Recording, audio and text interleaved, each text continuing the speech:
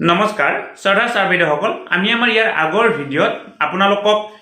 School ইভালুৱেশ্যনৰ যিখন OMR বা গুণোৎসৱৰ যিটো পৰ্টেলত কেনেকুৱা ধৰণে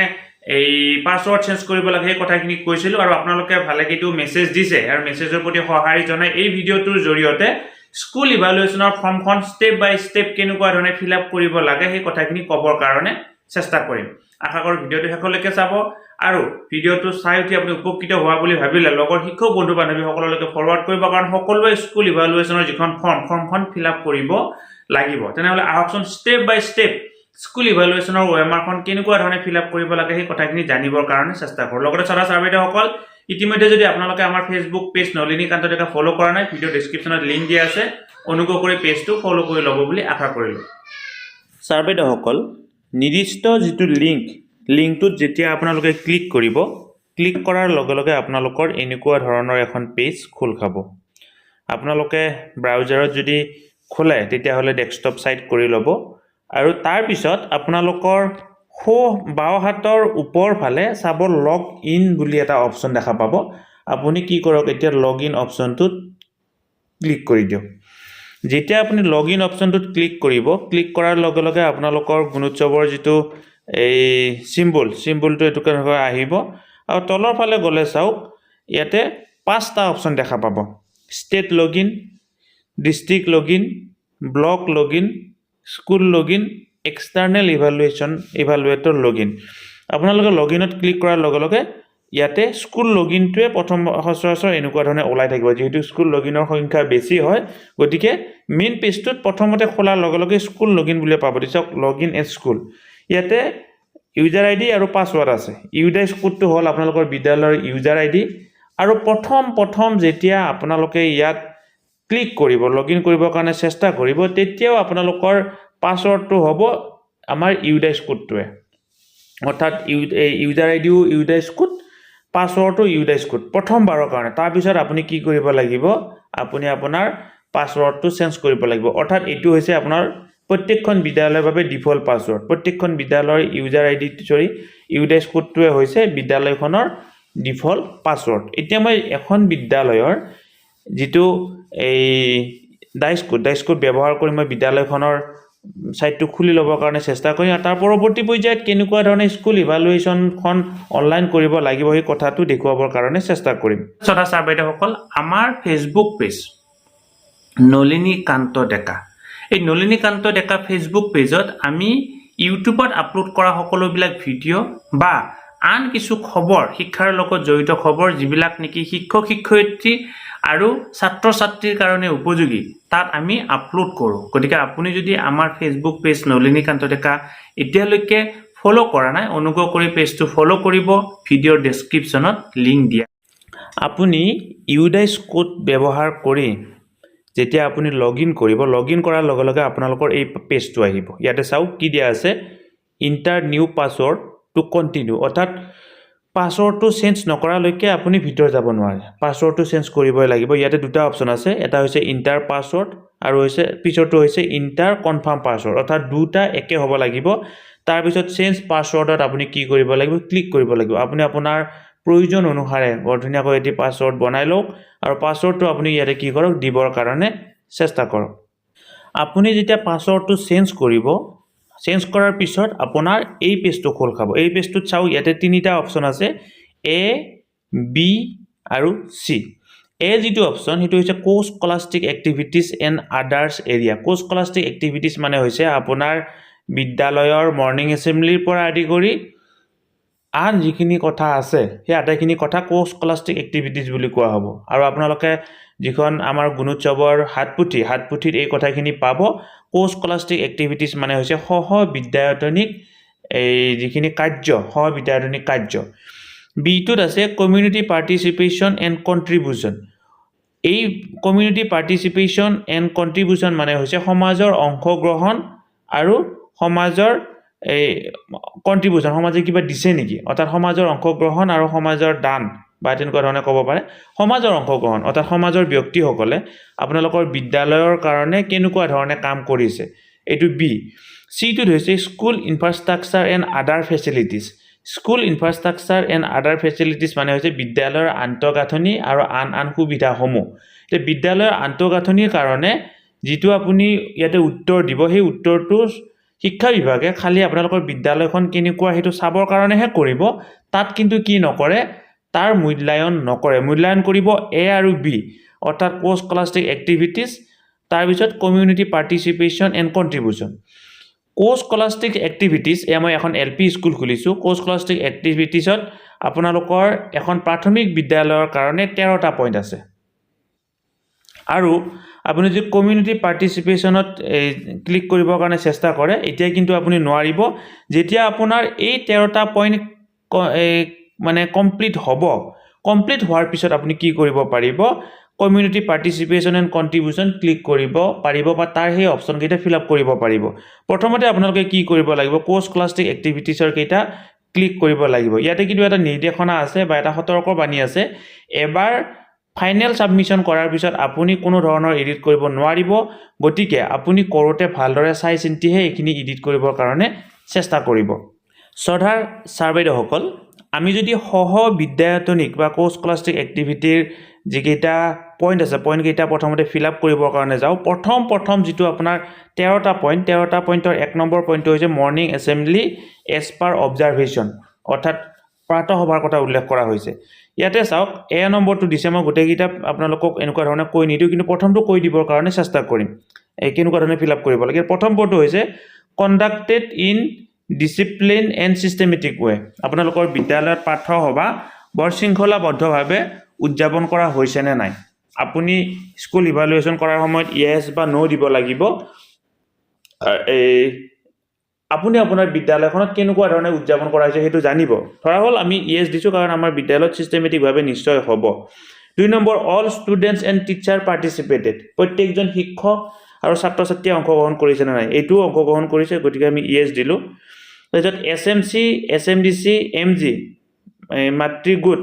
মেম্বাৰ আৰ প্ৰেজেণ্ট, প্ৰেজেণ্ট আছে নে নাই, যদি আছে ইয়েছ দিব, নিশ্চয় আমাৰ বিদ্যালয়ত প্ৰয়োজন থাকিব। কণ্ডাক্টেড এক্টিভিটিছ লাইক প্ৰেয়াৰ, জাতীয় সংগীত, ৰাষ্ট্ৰীয় সংগীত, আদাৰ অ'থ টেকিং, অৰ্থাৎ আপোনালোকৰ জাতীয় সংগীত বা ৰাষ্ট্ৰীয় সংগীত বা আৰু শপত বাক্য কৰা হৈছে নে নাই। এই জাতীয় সংগীত বা ৰাষ্ট্ৰীয় সংগীতৰ কোনো ধৰণৰ কথা নাই, যিকোনো এটা ৰাতিপুৱা কৰিব পাৰে, যিকোনো এটা ভাটিবেলা কৰিব পাৰে, তেনেকুৱা ধৰণৰ কথা নাই, গতিকে এইটোত ইয়েছ দিলোঁ। তাৰপিছত inspection of personal cleanliness. Personal cleanliness মানে হৈছে বিদ্যালয়খনৰ ছাত্ৰ ছাত্ৰীসকলৰ চাফ চিকুণতা চেক কৰা হৈছে নে নাই, তাত ইয়েছ দিয়া হ'ল কাৰণ চাফ চিকুণতা চেক কৰা হ'বই। তাৰপিছত কি আছে চাওক, reading of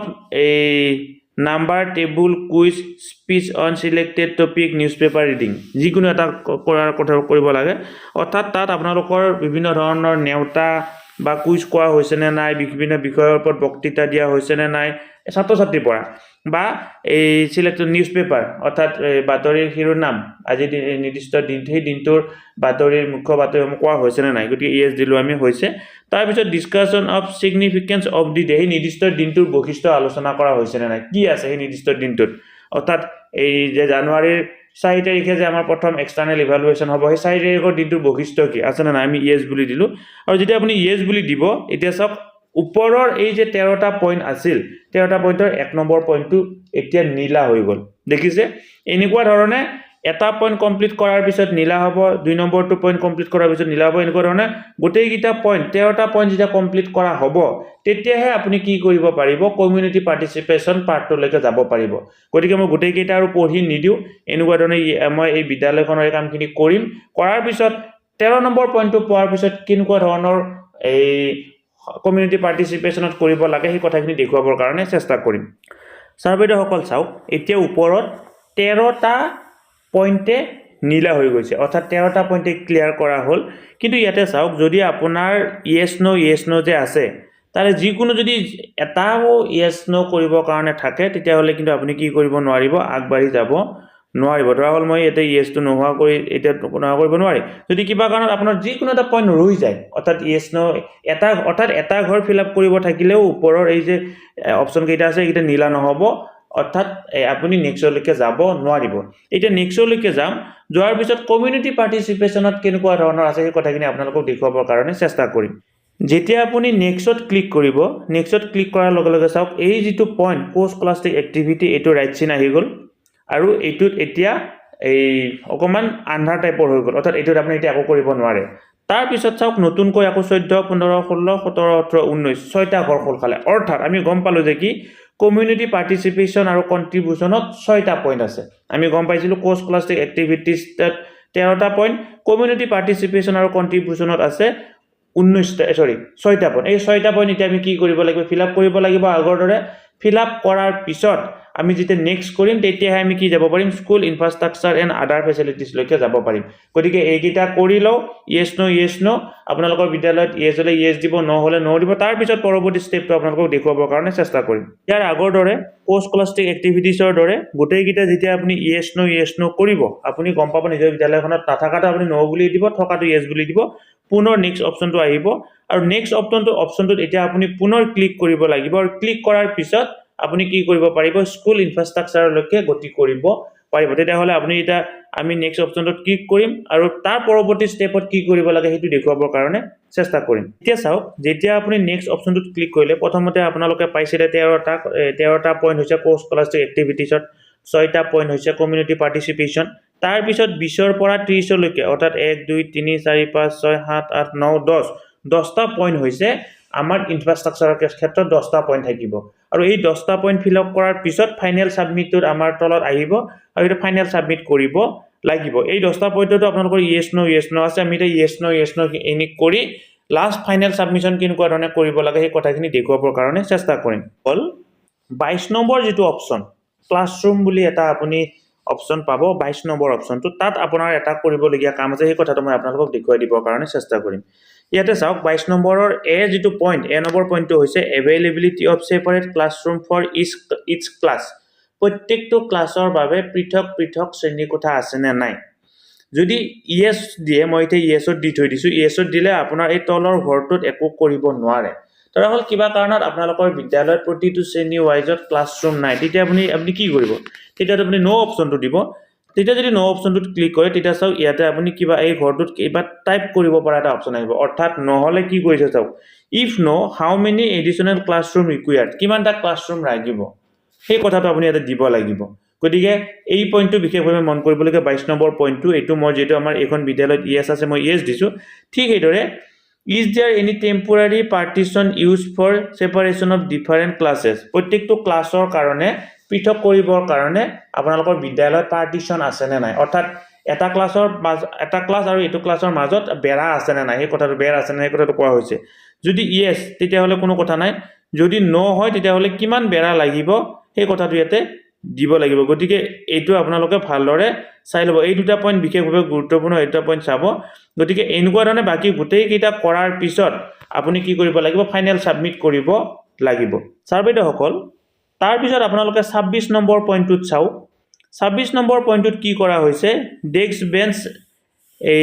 এডিকুৱেটলি available desk bench আছে না সেই কথাটো সোধা হৈছে আৰু টেবুল চেয়াৰ আছে না সেই কথাটো সোধা হৈছে যদি টেবুল চেয়াৰ আছে আৰু ডেস্ক বেঞ্চ আছে তেতিয়া হলে এই পইণ্টটোত আপুনি আকৌ ইয়েস দিব আৰু নো হলে কিমান টেবুল চেয়াৰৰ প্ৰয়োজন হ'ব এই কথাটো আপুনি ইয়াতে কি কৰিব লাগিব দিব লাগিব সাৰ্ভেটো সকল গোটেই কেইটা ফিল আপ হোৱাৰ পিছত ইয়াতে চাওক এটা ডিক্লাৰেচন আছে I hereby declare that all the information submitted by me in the school evaluation form is correct, true and verified myself as per guideline. অৰ্থাৎ আপুনি এটা ডিক্লাৰেচন দিব লাগিব যে কি আপুনি দিয়া তথ্যখিনি সম্পূৰ্ণ শুদ্ধ আৰু সম্পূৰ্ণ শুদ্ধ হোৱাৰ বুলি ডিক্লাৰেচনটো দিয়াৰ পিছত যেতিয়া আপুনি ডিক্লাৰেচনটোত ক্লিক কৰিব ক্লিক কৰাৰ পিছত আপুনি সাবমিট অপচনটোত ক্লিক কৰিব লাগিব আৰু সাবমিট অপচনটোত ক্লিক কৰাৰ লগে লগে আপোনালোকৰ ফৰ্মখন সাবমিট হ'ব এবাৰ সাবমিট হোৱাৰ পিছত আপুনি পুনৰ এডিট কৰিব নোৱাৰিব সাবমিট কৰাৰ পিছত এক্সটাৰ্নেল ইভালুৱেটৰ জনে তেওঁৰ লগইন